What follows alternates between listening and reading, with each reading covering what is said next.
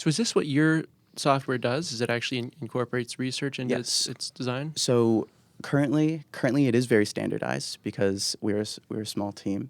How big is the team? Just two right now. Okay, Just two sure. right now. So it is very small. We don't have a big enough team to be able to do this research. The small research that we do is of other people going through. I think Cornell has a lot of really good. So does Princeton has a lot of good learning science through technology with Cornell, and just learning science in general in Princeton. And So do you mean data? Yeah, In that just, case, yeah, just data, you can use. research, Yeah. articles, everything. Yeah. Okay. And we use that to create our systems. Nice. And again, it's very standardized right now, and that is an issue. In the future, we want to be able to expand, to be able to do research on the fly.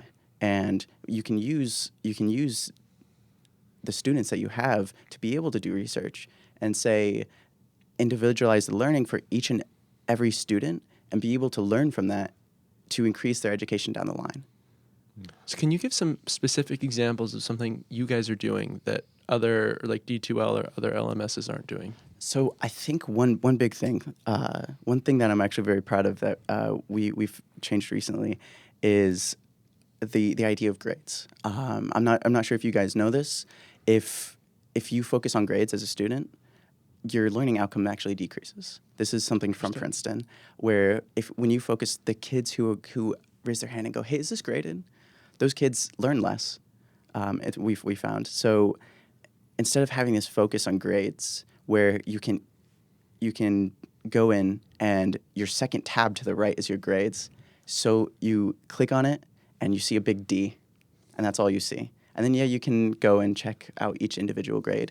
Instead, we've moved to this thing called milestone learning, which has to do with each assignment is a milestone. So instead of focusing primarily on this assignment has a grade, and that's just how it works. You do the assignment, you get a grade. You do the assignment, you have all of these other means to almost self-grade your assignment without getting an actual letter.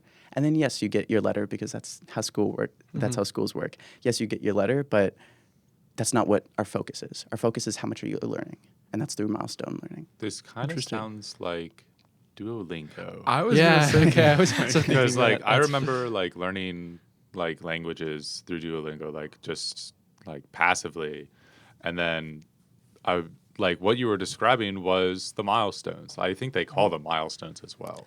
This is an industry standard, milestones. And something that I do like about Duolingo, we have gotten a lot from Duolingo, is they actually do a lot of research into how people learn. And through that's how they change their system a lot. Do you know the bird, the very famous Duolingo Duo. bird? Yeah. Didn't he die? Yeah, he died. recently? I didn't know about that. Wait, there's an actual bird? I thought it was just a... No, it's a fake bird. Oh, but- they have like a story for the fake bird. there's a story Yeah, for the fake I bird. didn't know this. Yeah, he died. So sorry. Wow. Sorry, rest in peace. Spoiler. Yeah, rest in peace. I wonder if it was a bird that they had in their corporate office. Well, I'd like to think it wasn't, but maybe it was. Maybe. Something that we saw with Duo is, one, it was a marketing gimmick, as we know. It really increased the amount of people who knew what Duolingo was, but also it increased community. And where you have this bird socializing with you on your phone, every once in a while giving you a notification going, "Hey, you haven't done Spanish for the past 2 weeks. What's going on?" Yeah. It's a very social. I know it's a bird, but it's a very social endeavor, and they're providing this kind of socialism social aspects. Through technology. It's a very, very, very cool way that they've gone through this. So we have gotten a lot of insight from Duolingo. I feel like there's a lot of stuff in Duolingo that you could pull into your college education system or even high school or anything, and it would be really helpful. Yeah. I don't know, just like it's a game basically. Yeah. It's just like you have milestones exactly. It's where you're trying to get from basically one level to another almost. I think that actually makes it more interesting. I think it makes it easier to go through Well, stuff. it's definitely more engaging. Yeah, and than- having nice little animations when you do I stuff like right is nice nice. little- Yeah, Faster animations. this Yes, is a real- faster that don't slow your computer. I This would is a love real to have thi- confetti when I submit an assignment. Yes. Absolutely. Yeah, that's And it's a real thing that people make checklists because when they check it off, it feels good. Yep. That goes into the nice Yeah, it's really- celebratory animations. I had one thing that I wanted to say to Finian's comment a little bit ago. you're talking about configurability and Yeah. LMSs, and I think that's fantastic. However, we might use that. The I wouldn't even vast- use that. Yeah, the vast Yeah. majority of people are not going to go in and tweak. It's I too much want. work. It's not. I don't think that's intuitive enough. They're not going to go in and put this here and put that there. Like the very technical people might. Yeah, it's like your power No, learner. like the university would set up like a standardized thing, and then under settings you can go in and change understand. it. No, but the thing is, most people are not going to settings and configuring this. You Yeah. are. Yeah. I might. I probably would. Most Speaking people of which, are not. does my courses have a settings? It's like, I'm- oh, do you want notifications? That's like the only settings that they have. That's Everything's locked down by the no university. animation. when checkmarks. we were talking about this, I thought, okay, you know, there are certain like online platforms that I've been seeing this more recently, where when you log on, you answer a few questions. What are you using this for? Are you are you a student? Are you this? Are you that? What pick 3 things that you care most about out of this list. And then based on those answers, it configures that. I think that's a great way to do this because that's way more intuitive than having a gear icon and going to settings and configuring, oh, I want this drop down to be on the right.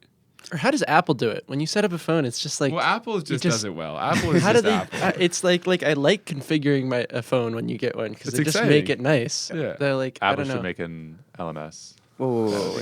I Well, know, I no, know, no, I'm they- kidding. They would make a great LMS though.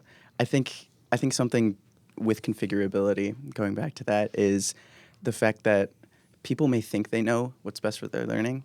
I think one big issue is usually they don't.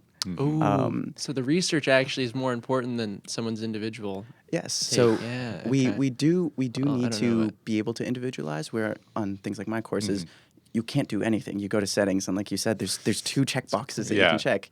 We want you to be able to change things how you like it to feel like this is your system.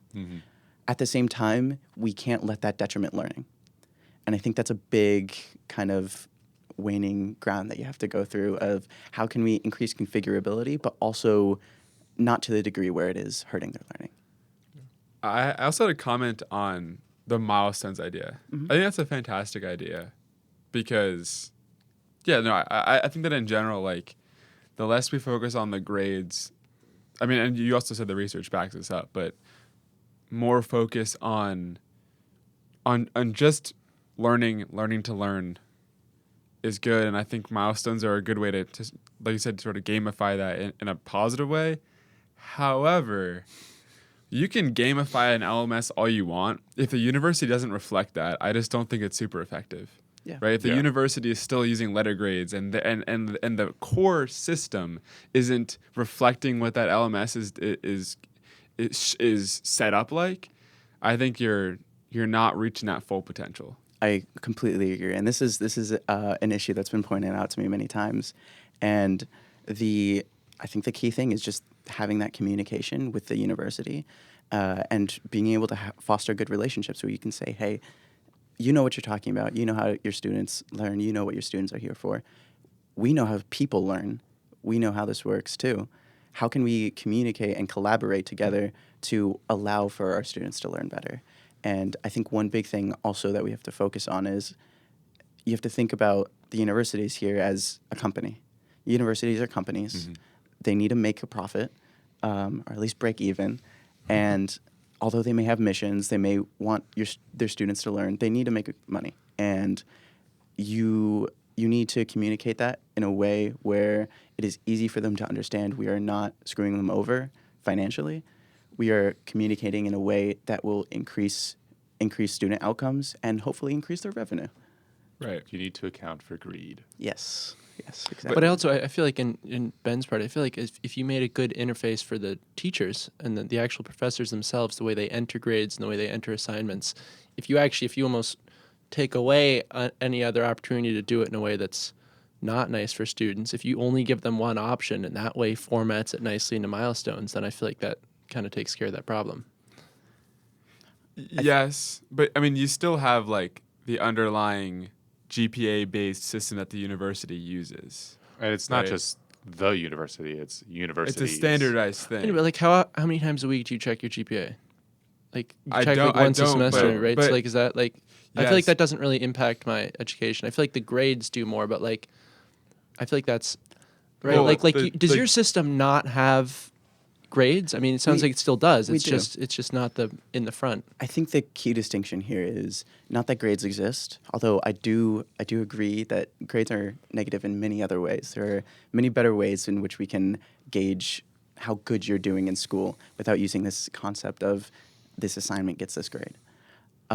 With that being said, that is the standard. The issue with learning is not that the standard exists, it's that we focus primarily on the standard. Okay. The standard can exist, and you can be able to look at your grades, and that won't diminish learning outcomes so long as you're focused on the learning and not the grades itself. So the ideal LMS is designed in a way that still has grades, but it doesn't put it at the forefront, right? Exactly. Like that's what you're saying, Liam? Yeah. Okay.